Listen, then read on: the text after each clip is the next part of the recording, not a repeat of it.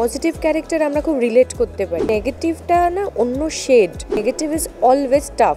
বদমাইশিও করছে, পেছনে ফোড়ন কাটছে, পিএনপিসি করছে, ডায়মন্ডের যাতে ক্ষতি হয় সেটাও দেখছে। কারোর উপর কোনো মান অভিমান হলো আমি তাকে স্ট্রেট বলে দেবো। বন্ধুত্বটা খুব important, any kind of relationship. যেই সম্পর্কে ঝগড়াও থাকবে না তার মানে কিন্তু সেটা শেষের দিকে গেল। নমস্কার, আর্টিস্ট টিভিতে আপনাদের সকলকে স্বাগত। আমি পূর্বাশা রয়েছি, আর এই মুহূর্তে রয়েছি টেকনিশিয়ান স্টুডিওতে কেন রয়েছি? ডায়মন্ড দিদি জিন্দাবাদের শুটিং ফ্লোরে রয়েছি। আমার সঙ্গে রয়েছেন কিন্তু মিষ্টি সিং। মিষ্টি, স্বাগত আর্টিস্ট টিভিতে। থ্যাংক ইউ তোমাদেরও, তোমরা আজকে এখানে এসেছো। একদম। তো প্রথমেই বলো, কেমন আছো? খুব ভালো আছি, কিন্তু ডায়মন্ড দিদিতে প্রচণ্ড দুষ্টুমি করছি। এই যে তোমার দুষ্টুমি, দর্শকরাও কিন্তু তোমার দুষ্টুমি দেখছেন। আর এই যে নেগেটিভ ক্যারেক্টার করতে কি আলাদা কিছু চ্যালেঞ্জ ফেস করতে হয়, কি মনে হয়? দেখো, পজিটিভ ক্যারেক্টার আমরা খুব রিলেট করতে পারি সব সময়, যেটা আমরা থাকি ওটাই আমাদের পজিটিভিটি। কিন্তু নেগেটিভটা না অন্য শেড, অনেক রকম শেডস আছে যেগুলোকে বের করতে হয়। চোখের খেলা থাকে, ভয়েস মডুলেশন থাকে, কোন কথার পর আমার কীরকম রিয়াকশন হবে, তো সব কিছুই ম্যাটার করে। তো নেগেটিভ ইজ অলওয়েজ টাফ। তো সেইখান থেকে দর্শকরা যদি আমার উপর রাগ হয়, তারা যদি আমাকে পছন্দ না করে, সেটা কিন্তু আমার জন্যে খুব ভালো ব্যাপার। সেটাই, কিন্তু অনেকেও আমাকে বলছে, দিদি তুমি তো কখনো নেগেটিভ করো না, তুমি কেন, তুমি ভালো হয়ে যাও। তাই বলে এখন ডিরেক্টর, প্রডিউসার, স্ক্রিপ্ট রাইটার ওনারাই জানেন কি হবে গল্পে। এখন যা মজাটা হচ্ছে জমে গেছে একদম। আর এই যে দর্শকদের কাছ থেকে, তুমি যখন দর্শকদের কথা বললে, কিরকম ফিডব্যাক পাচ্ছ? কেউ কি বলছেন খুব রেগে গেছেন কোনো দর্শক, এরকম কিছু? না, খুব রাগিনি। এখানে চরিত্রটা অন্যরকম, তো ওই যে মেরে ফেলা, কেটে ফেলা ভিলেন না। এটা হলো একটা না কুচু বাড়ির বড় বউ, সে কাউকে তোয়াক্কা করে না, খুব জেদি।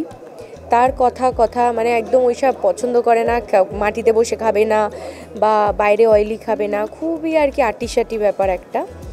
আবার এট দ্য সেম টাইম ডায়মন্ডকে সহ্য করতে পারে না, একটা জেলেসি কাজ করে, জেদ কাজ করে, যা স্পষ্টবাদ, যা বলবে তো মুখের ওপর বলে দেবে, পেছনে বলবে না, চেঁচামেচি। আবার বদমাইশিও করছে, পেছনে ফোড়ন কাটছে, পিএনপিসি করছে, আবার ডায়মন্ডের যাতে ক্ষতি হয় সেটাও দেখছে। বড়সড় ক্ষতি এখনও আমি করিনি, তো সেই দিক থেকে এটা দেখা যাক, সেটা চমক আছে ও বড়সড় ক্ষতি করবে কিনা, তার জন্য কিন্তু ডায়মন্ড দিদি জিন্দাবাদ দেখতে হবে। তুমি যেটা বললে যে তোমার ক্যারেক্টারটা যেটা যে মুখের ওপর সত্যি কথা বলে দেয়, কুকু সব কিছু, বাস্তব জীবনে মিষ্টি কিরকম? মিষ্টি কি এতটাই স্পষ্টবাদী? হ্যাঁ, এটা কিন্তু ঠিকই।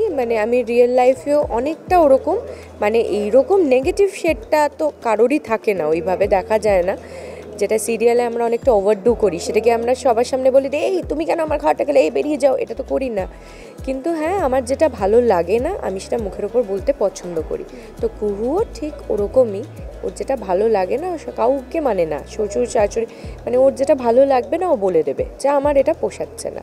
তো আমি ওইভাবে না বললেও, তো আমি মনের মধ্যে কথা রাখতে পছন্দ করি না। আমার যদি কারোর উপর কোনো মান অভিমান হলো আমি তাকে স্ট্রেট বলে দেবো। সেটাই হয়তো উচিত। কোথাও গিয়ে কোনো কিছু পুষে রাখলে মনের মধ্যে তো একটা এফেক্ট হয়। একদমই তাই, বলে দিলে মনটাও দেখবে হালকা হয়ে যায়। আর এই যে মনের কথা যখন বললাম, আরও একটা জিনিস দেখবে, আমরা যারা সারাদিন প্রচণ্ড ব্যস্ত থাকি, এই ব্যস্ততাতে সবারই তো একটা মনের ওপর চাপ পড়ে। কোথাও গিয়ে যে মানসিক যে একটা চাপ, এই যে মানসিক স্বাস্থ্যের দিকটাকে আমরা কোথাও গিয়ে ইগনোর করি, কি মনে হয় তোমার? হ্যাঁ, আজকাল তো লোক ডিপ্রেশনে যাচ্ছে কেন? Because of this.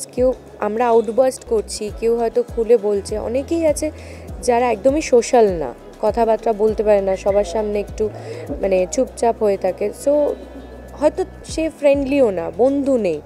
তো এটা তো একদমই ভালো না। এটা মেন্টাল ট্রমা বলো বা মেন্টাল হেলথের জন্য খুবই খারাপ। আমার মনে হয় ফ্রেন্ডস নেই তো কী আছে, মা বাবাকে বলাও উচিত, যারা খুব ক্লোজ তাদেরকে অ্যাটলিস্ট শেয়ার করো। তোমার যে কোনো প্রবলেম শেয়ার করাটাই উচিত। একদম, সেটাতেই হয়তো আরও ভালো থাকা যায়। তোমাকে যদি জিজ্ঞাসা করি, তোমার ভালো থাকার জন্য তুমি কী করো, ভালো থাকার পাসওয়ার্ড? দেখো, ভালো থাকার পাসওয়ার্ড আমি আমার কাছে হলো অভিনয়। হ্যাঁ, আমি যখনই টিভির পর্দায় ক্যামেরা রোল, ক্যামেরা অ্যাকশন এটা শুনি, তখন আমার একটা স্যাটিসফ্যাকশন হয়। এটা আমি জানি না সব অভিনয় অভিনেত্রী বা অভিনেতা ওনাদের ক্ষেত্রেও আই গেস সেমই হবে সবার। আমি জানি যে আমার পার্সোনাল যখন আমি ফ্লোরে থাকি আমি খুব হ্যাপি থাকি। আবার অ্যাট দ্য সেম টাইম আমি যখন বাড়ি যাচ্ছি, মায়ের সাথে ফোনে কথা, আমার বর, সব মিলিয়ে সবার সাথে থাকা, অ্যাগেন বাড়ির পরিবেশ, খাওয়া দাওয়া, ঘুম, এভরিথিং ইজ ইন্টারলিঙ্কড। তো ওটা রাখতেই হবে। ঠিক থাকার জন্য সব কিছু ইন্টারলিঙ্ক। হেলদি লাইফস্টাইল যদি না হয় না, তুমি কিন্তু ভালো থাকতে পারবে না।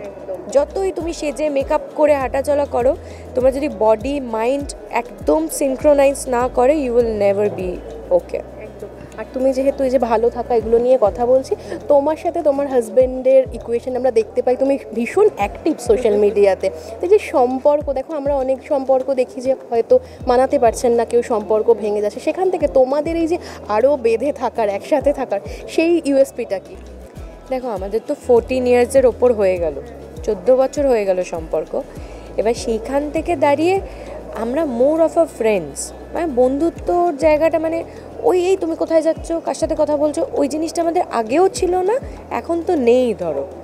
তো বন্ধুত্বটা খুব important, any kind of relationship, সেটা মা বাবার সাথে হোক, এনিথিং, টিচারের সাথে হোক, কালিগের সাথে হোক, বন্ধুত্বটা খুব ইম্পর্ট্যান্ট। তো রেমোর সাথে আমার সেই ফ্রেন্ডশিপটা এখনও মেনটেন করে রেখেছি আমি, আমাদের মধ্যে সেই বন্ডিংটা আছে, সেই জন্যই it is still like active in Facebook, যেটা বলতে পারো। আর আমরা তো ফ্রেন্ডশিপের দিকটা দেখলাম, ভালো দিকটা। রিমোর সাথে কি ঝগড়া এটাও কি হয়? হ্যাঁ, ঝগড়া না হলে হবে না। দেখো, একটা কিন্তু খুব ইম্পর্ট্যান্ট জিনিস, যেই সম্পর্কে ঝগড়াও থাকবে না, তার মানে কিন্তু সেটা শেষের দিকে গেল। যতদিন ঝগড়া থাকবে, মানে তোমার কিছু বলার আছে সেই মানুষটাকে, যেদিন ঝগড়াটাও চলে যাবে, সেদিন আর কি বলবো দুজনকে, কিছু করার, ঝগড়া করতেও ভালো লাগছে না, মানে তার মানে আমরা আমাদের দুজনের সাথে আর নেই। তো ঝগড়া হোক, ঝগড়াও কিন্তু হেলদি। একদম একদম। তো এত কিছু জানলাম, আর লাস্ট যেটা জিজ্ঞাসা করবো, ডায়মন্ড দিদিতে কি কি চমক আসতে চলেছে?